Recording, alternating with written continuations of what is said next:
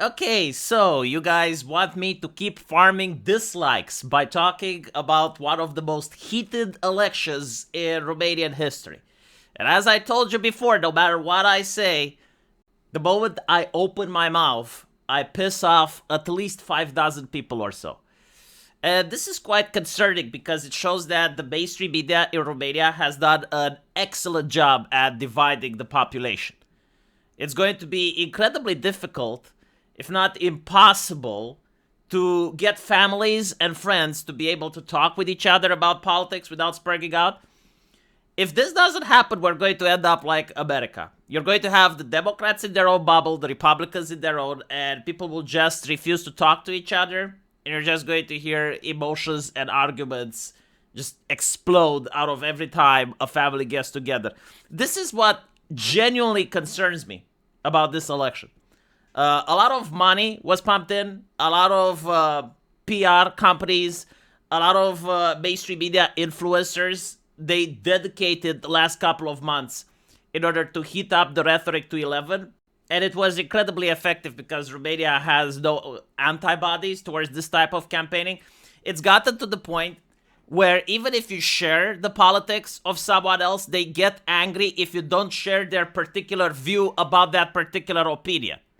So like, for instance, in my previous video, where I was talking about how the right-wingers campaign could have been done a lot better, and what were the mistakes that I saw, which could have been corrected, there were people attacking me who were also right-wingers, but they were saying, no, you don't understand. We live in the Matrix. There was no election. The fact that you can't see that means you're retarded. I'm going to unsubscribe.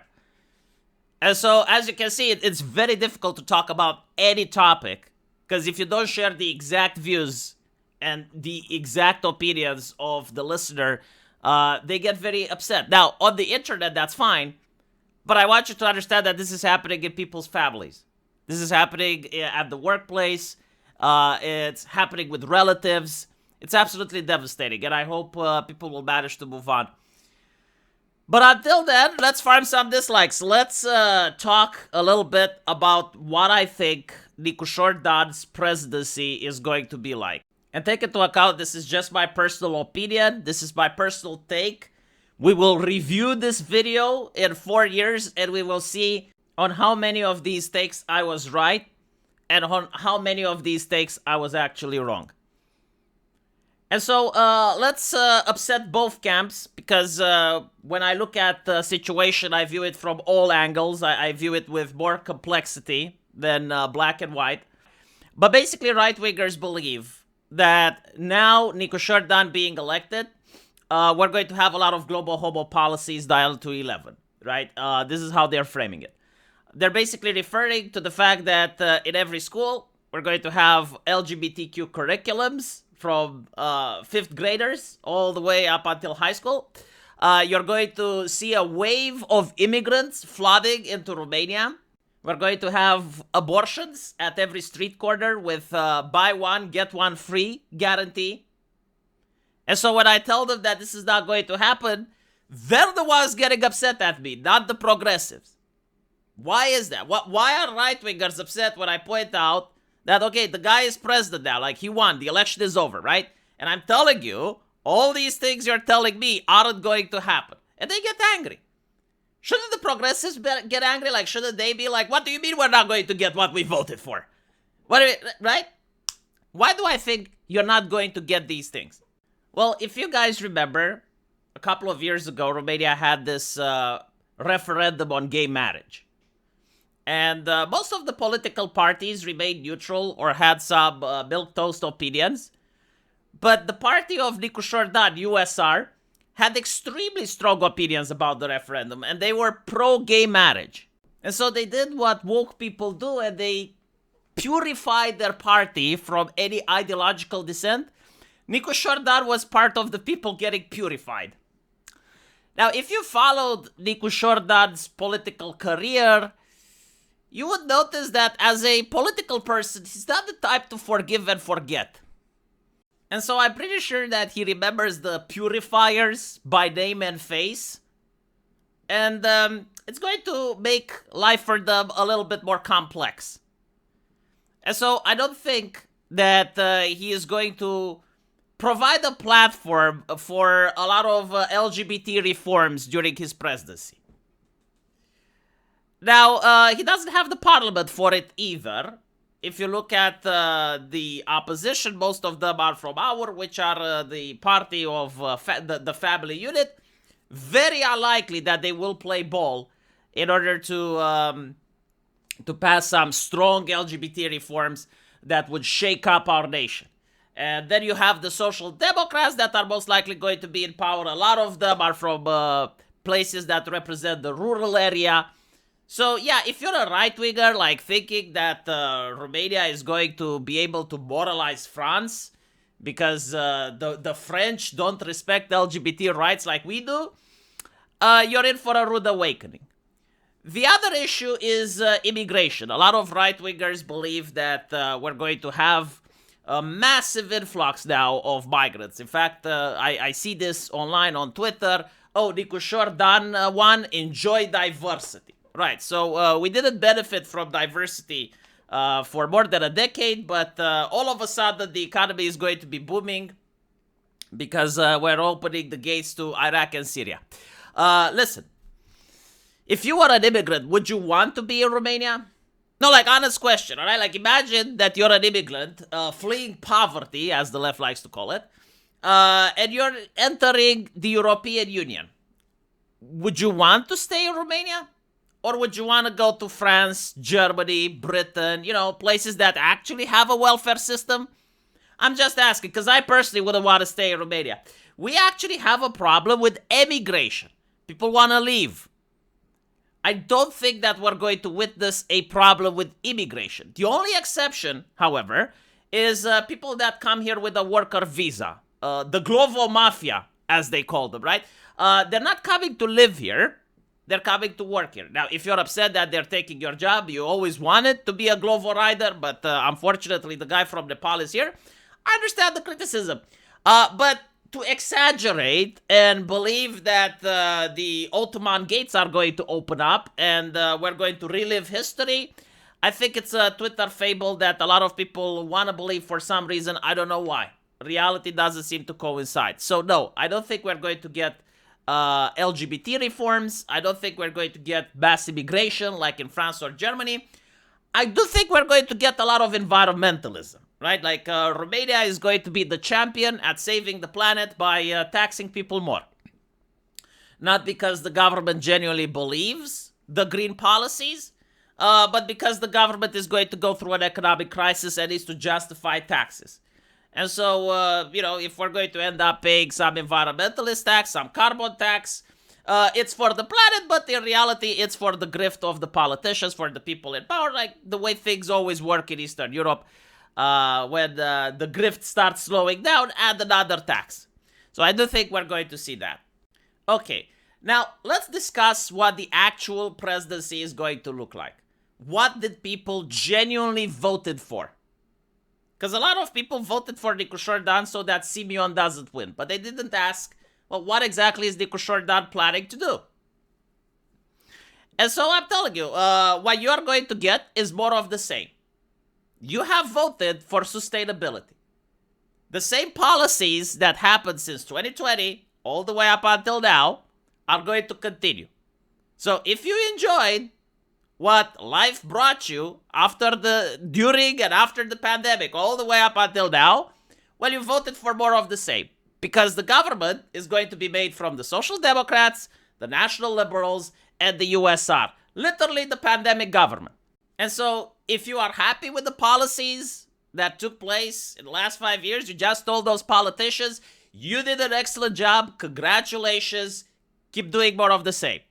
Don't worry about it. Sometimes you pass something unconstitutional and the people are willing to look the other way because Nicușor Dan is the hero of the Carpathians. He is the champion that's going to keep the Russians at bay. He has the keys to Europe and Putin looks at him with fear and despair in his eyes. Because yes, this is also something else you voted for. It's for Nicușor Dan to keep our TikTok safe. Like the social media is the vulnerability of Europe. right? Russia cannot use the military, the tanks and the planes, because the Ukrainians are dominating there. But on TikTok, we're getting absolutely slaughtered. And so Nico Jordan, with the wise counsel of the European Union and through the shepherding of the democracy goddess, is going to strengthen our internet, going to empower CNA to become even more involved into our day-to-day lives online, to protect you from yourself, from harmful misinformation, disinformation, Russian collusion. Like, the internet is an extremely dangerous place. But it's going to be less dangerous now that Nico Jordan is at the helm. So I do expect that this presidency is going to bring in a lot more regulations for social media. We're going to see a lot more people censored, potentially journalists, like we already seen Tuca, Cristoiu, not even Iliescu censored those. But I do expect more to be coming, right? Like, the system of censorship is going to be normalized, and then it's going to be deployed based on whomever is in power. Similar to how CNA operates in Eastern Europe, right? Like, when PSD was in power, CNA was very pro-PSD. When the National Liberals were in power, all of a sudden, CNA changed as well. And so, Romania is probably going to form a system of censorship that initially is going to benefit the current government. But as the government changes, the weapons of censorship is going to be directed towards other people, which up until now used to be journalists or people in the media, you know, someone you didn't know. But now it can be your mother that uses TikTok, your son, your daughter, like, whatever. Again, this is a prediction. Hopefully I'm wrong. Hopefully it's not going to be this way. But based on how I've seen the campaign being done up until now, I can imagine that if we have voted for sustainability and consistency, we are going to get more of the same. Let's talk a little bit about taxation. Are the taxes going to rise? Nico Jordan says that the VAT tax is not going to rise. I absolutely believe that not only will the VAT tax rise, but all the other taxes, including income tax, including CSE, including taxes that I don't even know of, are all going to rise. Why? Because Romania is heading through an economic crisis. Why? Because the previous government already wanted to raise these things. And so it doesn't make sense why, if they manage to keep doing what they're doing and we're getting sustainability, why they would change their mind. It also reminds me when Băsescu did the same. Băsescu also promised during the election campaign and even after winning that he is not going to raise taxes, is not going to fire people. Until one day he went on television and he did. I expect the same thing will happen here. I expect that one day, probably not Nico Jordan, but probably the prime minister is going to come up and is going to say, well, despite what the president says, we are going to raise taxes. Again, hopefully I'm wrong, but in this situation, highly unlikely. In fact, this will probably be the top prediction that I have to say for the entire video, right? Like, if anything happens, I'm most certainly that this one will. Taxes are going to raise. People are going to be fired. One of the main reasons that they didn't want to vote for Simeon is because he said he's going to fire 500,000 of people working in the government. They're going to get sacked. Probably even more than that. It's not sustainable. It's very difficult to sack people from the government because that runs on nepotism, pile cunoștințe relații. Romanians know what I'm talking about, right? Very difficult to get them fired, but the economic crisis that's coming is so severe that the very fact that they're going to fire these people makes me think about how high the taxes are going to go up. Electric bills, gas, all of them are going to go up. Standard of living is going to go down. Now, the interesting thing is that if Simeon would have won, same thing would have happened. The difference is in public perception. People would expect Simeon to come with crises. Unfortunately, however, people wouldn't expect Nicu Jordan to come with crises. And even if you're a Nicu Jordan supporter, you have to come to the fact and agree with me that I'm not being mean, but I'm being honest. He doesn't have a very stoic face, does he? Like, when the man cries in public, people just don't believe him. Even when he is right. Even when he is justified to complain. Even when he is justified to cry because people are unreasonably putting expectations on him or blaming him with things that he's not responsible. Doesn't fucking matter. If he cries, people assume that he did it. I don't know why. It's just like the way his face is like, his body language, his mannerisms. The moment he complains in public, it actually acts against him. Even if you like him, you have to admit this, right? Like, Basescu wasn't like that. Iliescu wasn't like that. Iliescu knew how to smile like a fox. And all of a sudden, people were like, you know? But with Nico Jordan, the moment he complains, it's like, what did you do now? Fuck did you do? You ruined the economy, didn't you? That's what people are going to say. And so, if you were worried about extremists, and you thought that by electing Nico Jordan, we have saved Romania, and we're now, all of us are promoting European values, take into account that the extremists, the nationalists, they were struggling before Nico Jordan to get 2.5 billion votes in a day where the stars align and everything works in their favor. Like during the pandemic, right? When there were actual unconstitutional abuses done towards the people and all of that, all the extremists were struggling to get 2.5 billion votes. Now, they got 5 million votes in a bad day when the entire apparatus, the entire system was against them. And so, as Nico Jordan's presidency goes on, and more things stack up, and he's going to get the blame, because, again, historically, this is what happens in Romania. When the economy goes down, the president gets blamed. You're going to see that from 5 million of nationalist votes, the number will just go up. Again, this is a prediction. Maybe I'm wrong. But I'm fairly certain that in this situation is the case. Take into account that Nico Jordan had around 10 coalitions carrying him. That means that these coalitions, and often they're arguing with each other, right? Like the Social Democrats, the National Liberals, USR, UDMR, like all these coalitions that were carrying him, well, they're going to expect something in return. They want to grift. You know, it's Eastern Europe. Every decent person wants to grift. And so if he fulfills the grift, it's going to ruin his public image even more. Remember what happened with Basescu? Like during the middle of the economic crisis, you get to see football fields built in various rural villages on a slope. You get to see massive swimming pools built in the middle of goddamn nowhere. You get to see that the people around Basescu have like huge mansions and shit. Expect that to happen now. But again, he doesn't have the charisma of the Basescu to deflect it. Or maybe he does, you know? Maybe he has been hiding it all this time. I think the diplomacy is going to be the same. We're not going to have better relationships with the United States or better relationship with the EU, because the same diplomats that were there up until now are the same diplomats that are going to be there even after Nico Jordan takes presidency, and probably for the next 2 or 3 years. You go to war with the people you have. So I don't expect any changes in international relationships. I do expect that political crises to become the norm rather than the exception, simply because of the way that the parliament is configured right now, simply because of the way that his voters are going to act when the crisis actually hits and the austerity measures kick in. Again, a lot of people would have expected Simeon to mismanage the economy. They would have expected Simeon to do a bad job. But with Nico Jordan, I mean, he's a mathematician. He's part of the good people, right?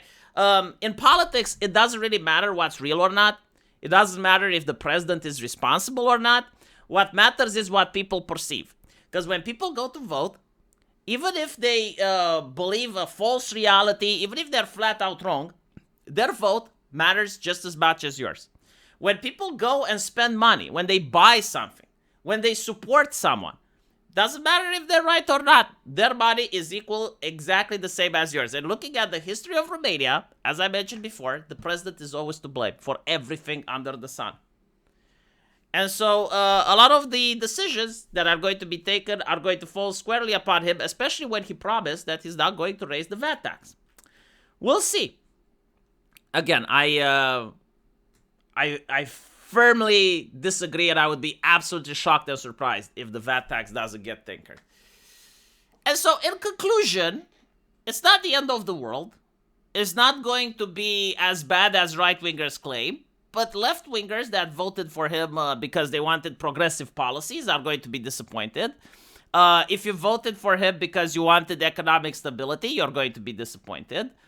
And more importantly, you have voted for stability and to legitimize everything that the politicians have done since 2020 up until now. In other words, censorship works. In extreme cases, elections may be cancelled. Certain candidates may be prevented from running. All of these things are not abuses, they're just tools. They're tools that a political party has in its arsenal in order to use against the opposition. Now, hopefully, you guys are going to be in charge from now until the end of time. Because the moment the opposition manages to gain in power, if that ever happens, the exact same systems that you created and justified will now belong to them. And we see this happening in America with Donald Trump using the Dodge, which is a system that the Democrats created. And now they're absolutely horrified. There are other countries where one candidate manages to enact censorship and draconic measures, and then when he loses power, the other guy does the exact same thing. Apparently, right now, people believe that it's a good thing because it protected us from the Russians. Well, the question is who's going to protect you from the other guy when he manages to get in power? Whomever that person may be. I don't know who's going to run in 5 years from now. But it's going to be interesting. I personally disagree. I don't think censorship is a good thing. It's never justifiable the way it was used. I don't think that people should be prevented from running into elections because in the United States that never happens. Like Donald Trump ran even while he was being investigated, and even if he was actually arrested and convicted and behind bars, he should still be able to run because at the end of the day, the country should be dictated by the people. The people govern, and there shouldn't be an institution of a selected few that don't let my lady Shoshaka from participating in the elections. I mean, who knows? 5 years from now, maybe we'll get the list of 5 or 6 people. We'll see. Let me know what you guys think, though. And as usual, I will see you in the comment section.